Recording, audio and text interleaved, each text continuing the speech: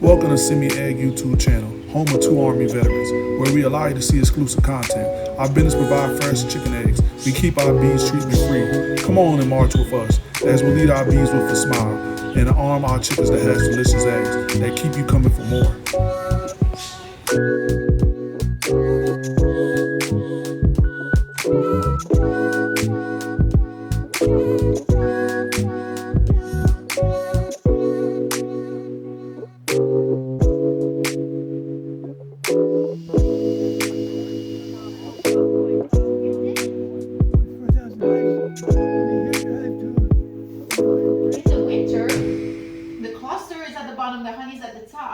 That red cluster is generating some heat to stay warm. That rises above their head and potentially gets hitting that cold cover and creating condensation that can fall on the bees and kill them. So at the very least, put some insulation at the top, right?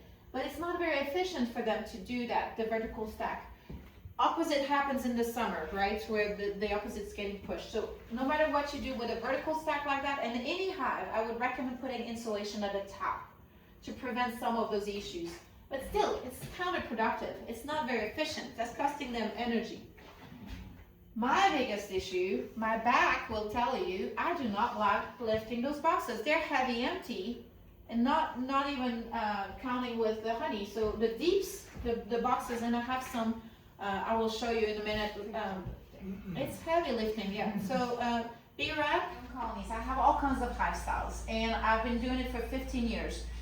And I still dread going into the double decker. So if you have one box, it's fine. But if you have any more than one box, I dread it. For the weight, for the complexity, I have to think that much harder. It hurts my head to try to figure out what I'm doing. If I'm moving, if I'm doing a split, if I need to add frames or remove them, it's just too complicated for me. And I'm not stupid. I'm just don't enjoy that. So it doesn't have to be that way. Does it feel expensive? Yes, Lord. Yeah. Yes, right. So that's the problem. But guess what? It doesn't have to be that way, right?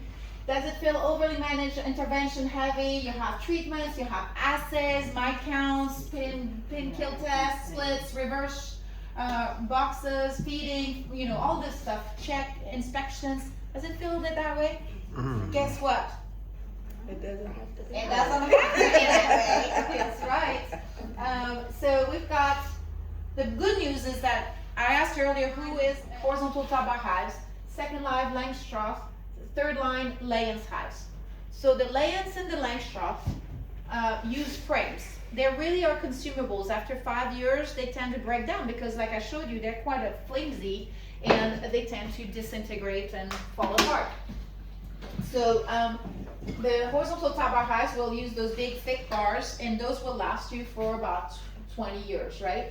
So the plants, we're going to assume that you can buy the hive. It's not very expensive either, but if you're doing it yourself, the bars are going to cost you either zero if you're using reclaimed wood. Any section of 20-inch, 2-inch wide, tall, thick will do, and you can cut them in really fast. They're going to last you for 20 years. So that's 0 to 33 cents if you buy the wood to cut. If you don't have any, I've gone dumpster diving at construction sites just to get some free wood so I can make bars. I don't do that anymore because I don't have time, but it was fun.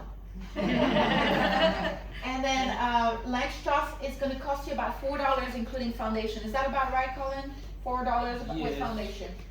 Lasts you about 5 years, and the layens with the foundation is going to cost you $10 per frame.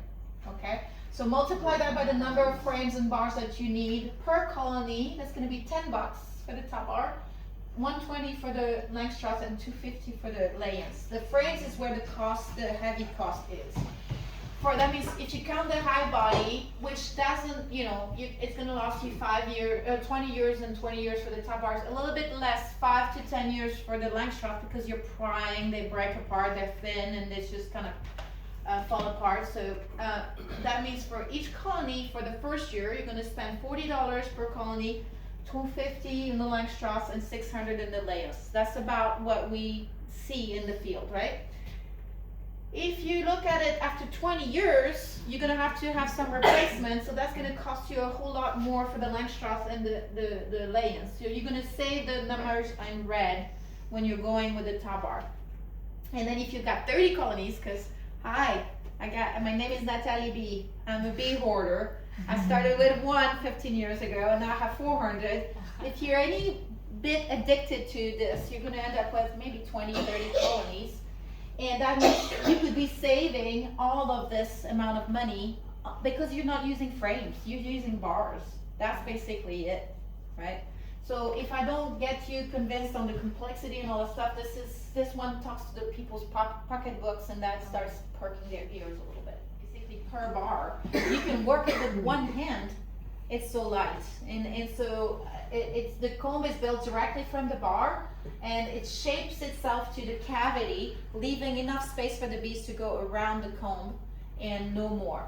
Okay, so we talked about this, so you can see the different sizes. We talked about this. This is it. I switched presentation. So the other thing that you want to keep in mind is with a horizontal configuration, it's easy to kind of figure out how to cycle out old comb. So when your comb gets really dark, it gets unsanitary, it gets filled with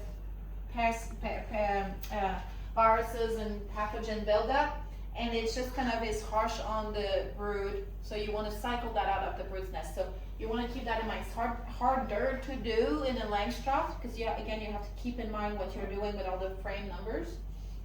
But in a horizontal configuration, you basically have all the space you need to intersperse bars that are blank and just cycle it out. So what I like to do, if this is the entrance, and I'm going to walk you through how it progresses, but basically they build the brood's nest at the front, and then they put the backup honey, the surplus honey in the back.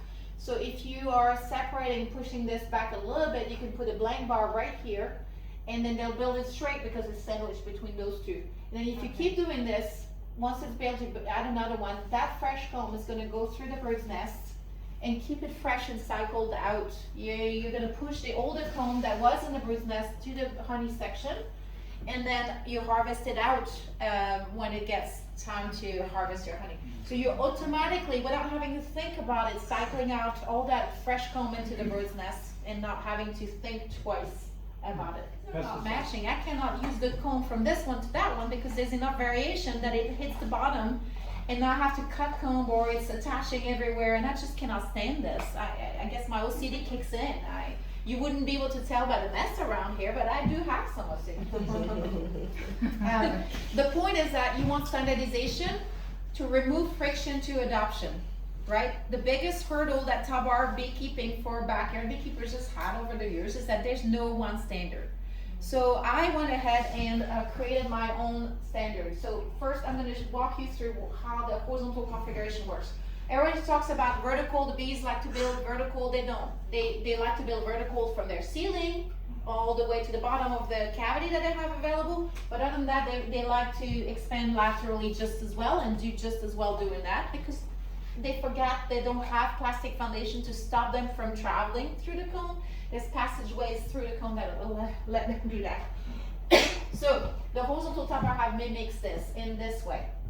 The entrance, I like to put it right here on the long wall, not on the end, right here on this side because it allows airflow and climate control better between the combs.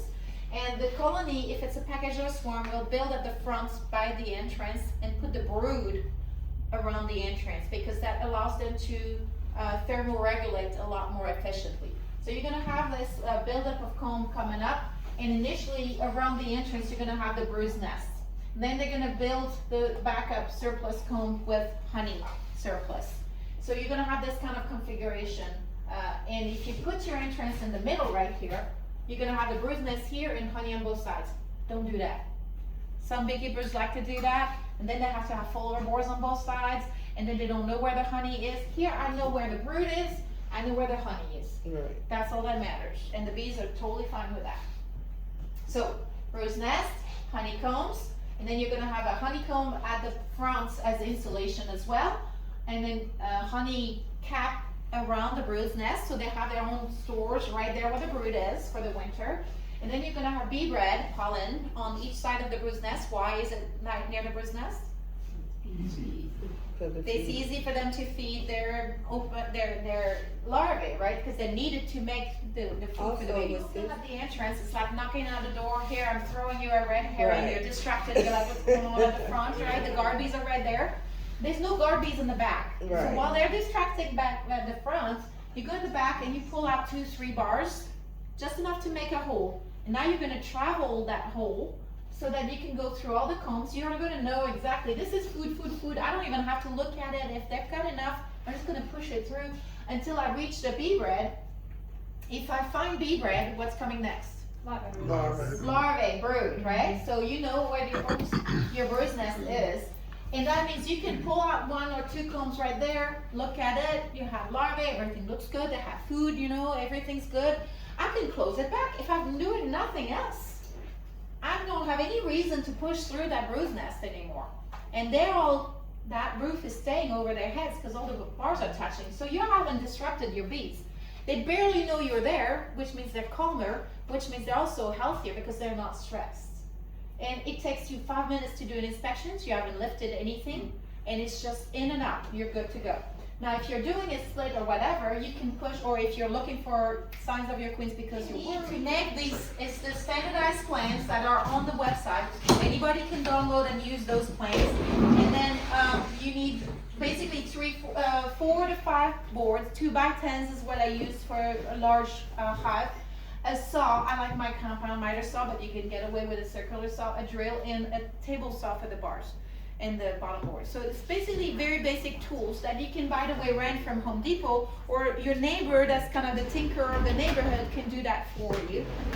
Or we sell kits and things, but it takes less than 2 hours to make those yourself from scratch. I can build, I'm not a worker, I can make 5 of those from scratch that can be double, meaning hosting 10 colonies. For less than $250 in less than in the whole day. That's it. That's all I need. I mean, that's a pretty good deal. I don't have to rely on the supply chain. I don't have to rely. Jennifer's like, it took me a little longer. Well, yeah.